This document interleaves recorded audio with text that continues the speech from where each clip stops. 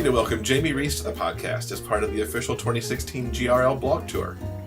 Jaime is the alter ego of an artist who loves the creative process of writing. She has a weakness for broken, misunderstood heroes and feels everyone deserves a chance at life and love.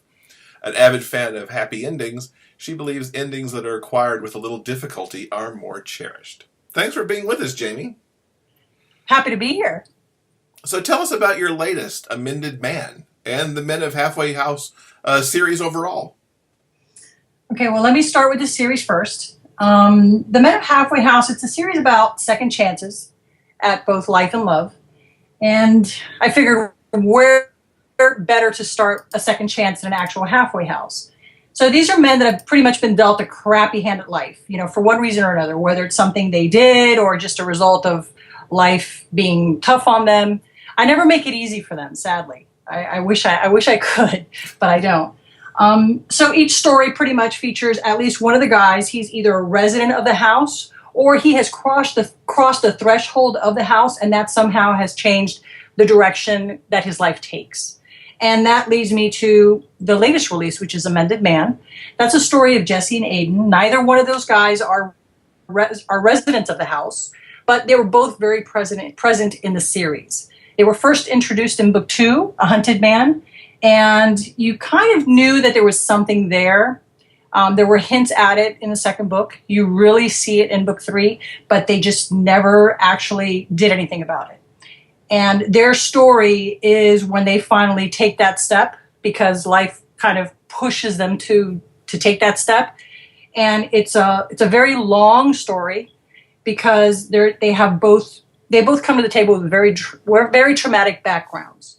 And it takes them a while to get through each of those things. And I don't believe in, having some major life trauma resolved in 2 to 3 pages. That just doesn't seem realistic to me. So I actually have the reader go through every single step of that whole mending process.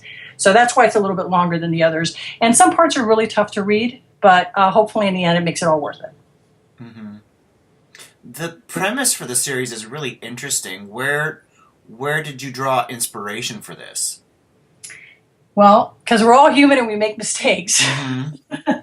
So I figured, there are times when you have second chance, you really want that second chance at something, whether it's a chance to say something to someone that you never had a chance to say.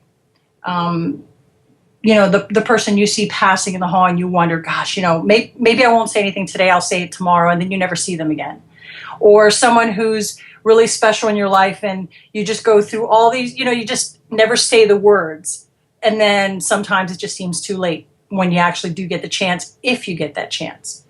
And so I'm a real firm believer in what it is that people do when they have that second chance opportunity presented to them. And that's the inspiration for this series. These are guys who are it's just not good for them. I mean, unfortunately, I'm just not a very nice author sometimes. I'm just cruel. I'm very cruel. I feel very bad. No, that's the best way to do it. You have to make them work for the happy ending. Oh, and my guys do work for it. Trust me, they work for it. So the question really, and the inspiration for the series is, what do you do when you get that rare opportunity of that second chance? Mm-hmm. And that is what each of these guys, each story chronicles what it is that they do, their journey on what they do. When they have that chance, they grab it, they take it, and they fight like hell to get their happily ever after. Nice. Now, people may not know that you also design covers as Reese Dante. What's it like shifting gears between the writing and the designing? That's a good question. Tough question to answer, actually. They're both creative outlets for me. So I can easily switch between one and the other, which I find a little bit odd because I never thought I'd be able to do that. But it's just more of a matter of what kind of outlet I'm looking for. And it kind of sets my mood. Sometimes I'll sit and I'll say, okay, I have all these deadlines. I need to work on these covers. But then all of a sudden I'm inspired to write. I have to write at that moment. So if that means that I'll have to go to sleep at 2:00 in the morning because I have to still meet my deadlines, then I do that. But it's really weird because it's when the creativity strikes, I'm always doing something creative, but the question is, which one do I kind of steer my focus towards? So, I mean, it's great to be able to switch gears. My only problem really is I'm extremely deadline driven. So I tend to do most of my cover work. That grabs my focus probably about, I would say, 90 to 95% of my time, unfortunately. It's a good thing, but it's very difficult when readers are asking me when's the next one coming around, because I do try and work on it, and I never want anyone to think I'm not working on it. But it's really tough. So I've been actually working on a couple of different things to adjust my schedule to see if I can dedicate a little bit more time to writing, because I really do love it. So we'll see. Hopefully I can make some changes in the next few months that will make an impact and help me to release a little bit more. And what are some recent books that people might recognize your cover work from? Oh, that's a good question. I do both freelance work, and I also do a lot of cover work for Dream Spinner. So if you actually go through their coming soon lists and stuff like that, you'll see some of my work there. I do some work for a couple of authors. I don't really want to name authors. Okay, that's fair. Do you think there's anything that specifically stands out in your style that people can point to and say, oh, that's definitely a Reese Dante cover? That's a good question. And you know what? It's really funny because people can do that. Mm-hmm. I have no idea what that is, though. Okay. I do know that there's something that people spot my covers and they can say, oh, that's a Reese Dante design. And I'm like, what is it? What is it about it? Tell me. Because even the hubby tells me, he says, you've got a style. He says it stands out. He'll see 20 covers and he'll say, that one's yours, that one, and that one. And he just doesn't always see what I'm working on. And I know that I've gotten messages from people who actually follow my covers and will buy a book because they see the cover on it. And I think that's really funny. It's the kind of thing I'm like, but what about the story? And sometimes they'll say it's the emotion or something that was captured, which is great because that's what I actually hope to do when I'm working with an author. I will grill them. I mean, they can tell you. It's like a little mini interrogation. I'll ask them about the characters, the tone, the feeling of the story, as I try and capture all that in what I'm doing. So it's more of like, I don't even know how to explain it. It's like an artistic interpretation of the story. I don't just take a couple of stock pictures and put them together and put some text on them. I actually try and capture some sort of emotion that is translated in the feel of the story or the tone of the genre of that particular theme, and try and translate that into the art. I don't know if that always comes through, but that's, what I'm hoping to do. Mm-hmm. Now, you've been designing covers longer than you've been an author. What prompted you to get into the writing side of things? Oh, I would say that was having a nagging character constantly in my head. Julian from book 1. I would say that he's the inspiration for the whole series, actually. It's weird. They say, I would always hear these authors saying, oh, I've got all these voices in my head, or these characters talk to me. And I would be like, okay. I never really, I have a vivid imagination, but I just never really saw it that way until one day Julian showed up in my head. And it wasn't just like a passing thing where, it could have been someone that I had met from some other time, or something where someone I saw in Crossing, he looked familiar. No, this was someone who just would literally show up every day in the back of my mind and just hover. So it's a good thing he's a great guy, because otherwise it would have driven me nuts. But literally he was there. He had a story. He just was very patient. And he's the one who planted that seed of the halfway house, giving potential ex-cons a second opportunity at life and love. And it was just him there constantly until I finally said, okay, you know what? I'm going to accept this challenge, because who doesn't love a challenge, And I'm really happy I took that step. I never would have thought that I would have sat down and written a book. I never would have thought that. And we're glad that you did. I know that your fans are. And now you hinted at working a little bit more on your trying to schedule some more writing. Is there anything that you can like maybe give us a little hint of what you have coming up next? Well, I'm actually working on the next book in the Men of Halfway House series. Mm-hmm. It's book 5. And I've started on it. I really wish I had more time to work on it. And that's the little bit of the frustration that I have, because the story is right there. I can see it. It's clear. It's just a matter of actually having the time to do it.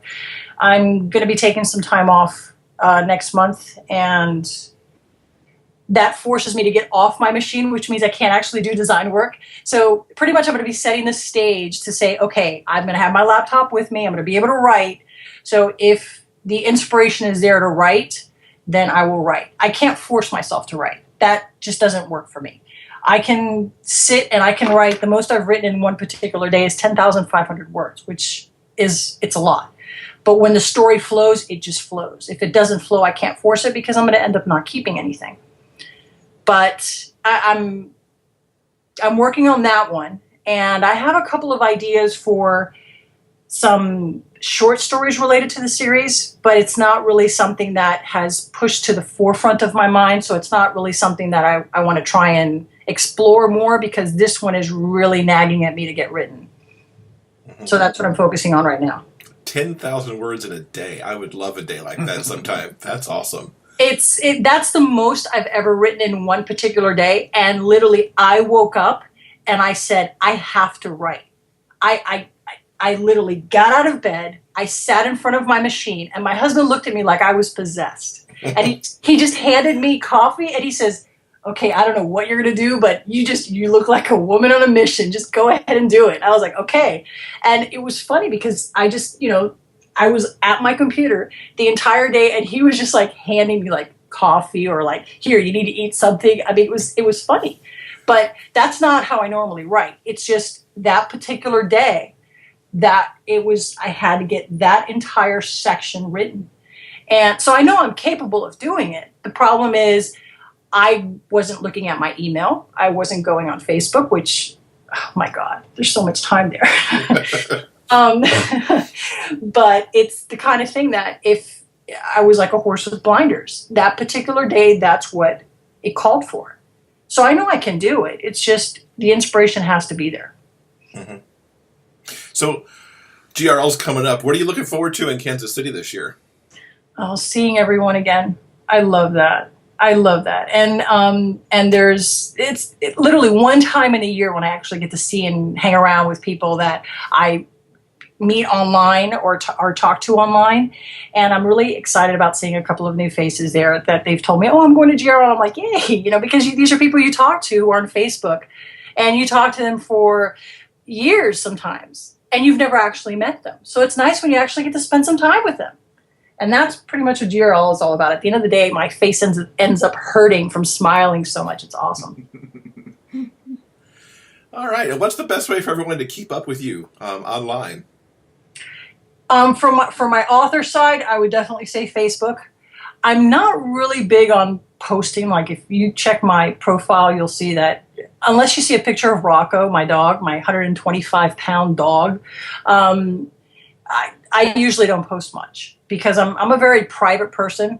So I don't usually air stuff that I'm dealing with or whatever on a daily basis. But, I'm there. So if someone messages me, if someone posts on my wall or something like that, tags me, I'm usually looking at it, or I'm, on my phone or checking it out or something, and I'll respond or something. But that's definitely the best way to get a hold of me. I also have a contact form through my website that just shoots me a message. And once I get that, then I'll just respond via email. But those are the two main places. I also respond on Twitter, but that requires me. I'm a very wordy person. Limiting me to 140 characters, that's tough. Right.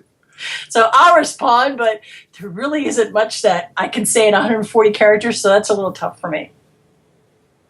All right. Well, we'll link up to all of that stuff in our show notes for this week.